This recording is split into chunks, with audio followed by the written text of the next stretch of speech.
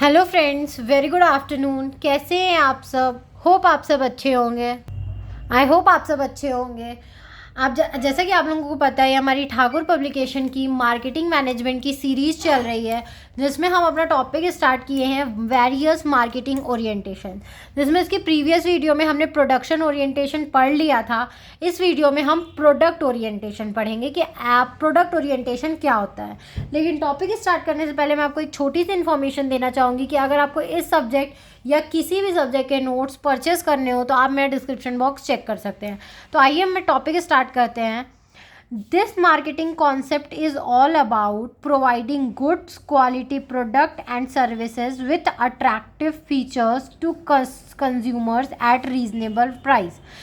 इस marketing concept का मतलब क्या होता है? इस मार्केटिंग कॉन्सेप्ट का पूरा मतलब होता है अपने कस्टमर्स को जो भी प्रोडक्ट एंड सर्विसेज आप दे रहे हो, ठीक है, अच्छी क्वालिटी का दो, अच्छे फीचर्स के साथ दो और एक रीजनेबल प्राइस में दो। मतलब इसमें ओवरऑल वर्क किस पे होता है? आपके प्रोडक्ट पे होता है कि जो प्रोडक्ट आप दे रहे हो वो प्रोडक्ट अच्छा होना चाहिए, अट्रैक्टिव होना चाहिए और कम दाम का होना चाहिए।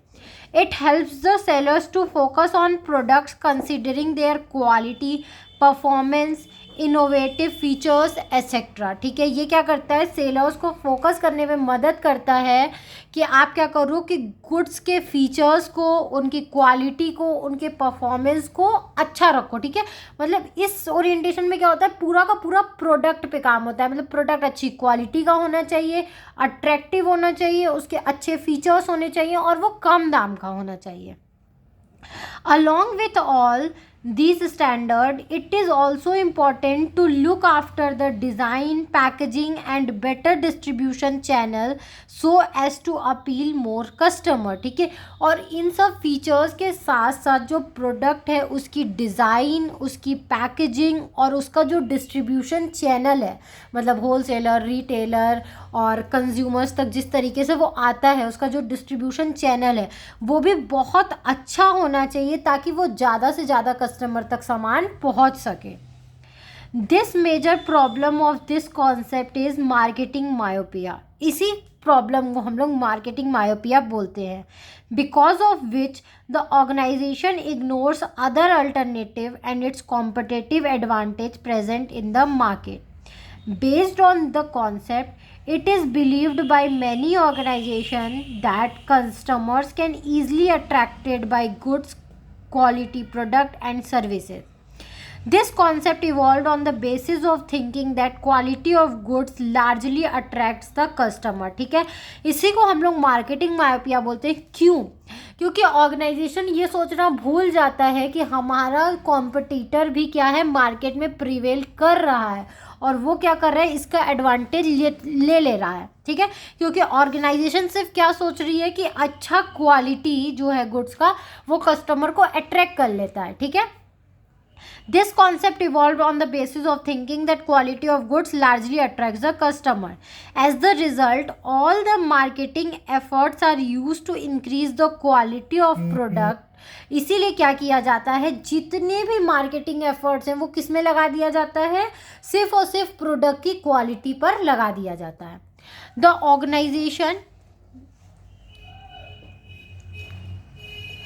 organization using product orientation automatically assumes that consumers rely on the product on high quality। और जो भी ऑर्गेनाइजेशन ये प्रोडक्ट ओरिएंटेशन को मतलब मानती है या यूज़ करती है, वो ऑटोमेटिकली ये सोच लेती है कि क्या हो रहा है, कंज्यूमर्स ज़्यादा से ज़्यादा अट्रैक्ट कब होंगे कि अगर हम अपने प्रोडक्ट की क्वालिटी अच्छा करेंगे तो कंज्यूमर अपने आप क्या हो जाएंगे, अट्रैक्ट हो जाएंगे।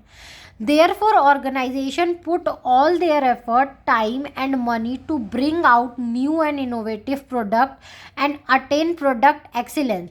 इसीलिए ऑर्गेनाइजेशन अपना जितना पैसा है, जितना टाइम है, जितना एफर्ट है, सब किस चीज़ में लगा देती है? नया प्रोडक्ट डेवलप करने में और उसको अच्छा बनाने में। But in reality goods quality is not the only factor responsible for attracting customer and making them by the product और सर्विसेज। लेकिन क्या रियलिटी में ऐसा होता है? नहीं, रियलिटी में ऐसा कभी नहीं होता है। क्या हम सिर्फ और सिर्फ गुड्स की क्वालिटी देख के अट्रैक्ट हो जाते हैं? नहीं, रियलिटी में ऐसा कभी नहीं होता है कि सिर्फ और सिर्फ गुड्स अगर अच्छी क्वालिटी का है तो कोई भी कस्टमर जाके उसको तुरंत खरीद लेगा, ऐसा कभी नहीं होता। Other important factor affecting the buying decision can be price of the product, availability of the product. जो दूसरे इंपॉर्टेंट फैक्टर्स हैं वो क्या होता है? उस गुड का दाम, उस प्रोडक्ट का प्राइस। अच्छे प्रोडक्ट तो बहुत है, लेकिन क्या हम चल जाते हैं उसको खरीदने? नहीं। सबसे इम्पॉर्टेंट जो दूसरे इम्पॉर्टेंट फैक्टर्स क्या होते हैं? वो प्रोडक्ट क्या है, महंगा है कि सस्ता है, उसका दाम क्या है। और उसके बाद भी जो फैक्टर अवेलेबल वो प्रिवेल करता है वो क्या होता है? अवेलेबिलिटी, कि जहाँ पे हम रह रहे हैं वहाँ पे वो गुड्स अवेलेबल है या नहीं है। ठीक है, तो ये दो और भी इम्पॉर्टेंट फैक्टर्स होते हैं जिसके वजह से कस्टमर्स क्या होते हैं? अट्रैक्ट होते हैं। Other important factors affecting the buying decision can be the price of the product, availability of the product, etc. The monthly or yearly budget of a customer get disturbed due to availability of quality product at high price. किसी भी customers का क्या हो जाता है? जो monthly वो एक बजट बनाया रहता है या ईयरली बजट बनाया रहता है, वो पूरा का पूरा डिस्टर्ब हो जाएगा अगर वो बहुत ज़्यादा दाम का सामान खरीद ले सिर्फ अच्छी क्वालिटी देख के। ठीक है, अगर हम 1 लाख का सामान खरीद ले सिर्फ और सिर्फ कि वो अच्छी क्वालिटी का है, तो उस 1 लाख की वजह से मेरा क्या होगा? पूरा का पूरा मंथ का या किसी किसी के लिए वो पूरे साल का क्या हो सकता है? बजट डिस्टर्ब हो सकता है। Thus, focusing only on the quality aspect of the product is not considered as an effective marketing approach. इसीलिए बोला जाता है सिर्फ और सिर्फ आप क्वालिटी पे अगर फोकस कर रहे हो तो ये सही मार्केटिंग अप्रोच नहीं है, एक इफेक्टिव मार्केटिंग अप्रोच नहीं है। मतलब इससे आपको बहुत ज़्यादा रिजल्ट नहीं मिलेगा। There is a remarkable difference between product orientation and production orientation. और इसमें क्या है? जो हमने पहले प्रोडक्शन ओरिएंटेशन पढ़ा था और प्रोडक्ट ओरिएंटेशन में बहुत बड़ा डिफरेंस है। Production orientation is about capturing the market and making profit by producing large amount of goods at low cost. Production concept क्या बोलता था? ज़्यादा से ज़्यादा वो क्या करता था? अपने गुड्स को हर जगह प्रेजेंट कराता था। मतलब एक छोटी से छोटी गांव में भी वो अपने गुड्स को भेजता था और वो क्या करता था? ज़्यादा से ज़्यादा सामान प्रोड्यूस करता था ताकि उसके पर यूनिट कॉस्ट क्या हो सके? कम हो सके, मतलब उसका प्रोडक्शन कॉस्ट कम हो सके। While product orientation seeks to achieve the same objective through product excellence, which involves high quality product, improved feature, attractive design, etc. लेकिन प्रोडक्ट ओरिएंटेशन क्या कर रहा है? वही ऑब्जेक्टिव फुलफिल करना चाहता है, लेकिन अपने प्रोडक्ट को अच्छा बना के, अट्रैक्टिव बना के, उसके फीचर्स इंप्रूव करके, उसके डिज़ाइन इंप्रूव करके। In short, the product concept of marketing deals with the product and its related features to win the market.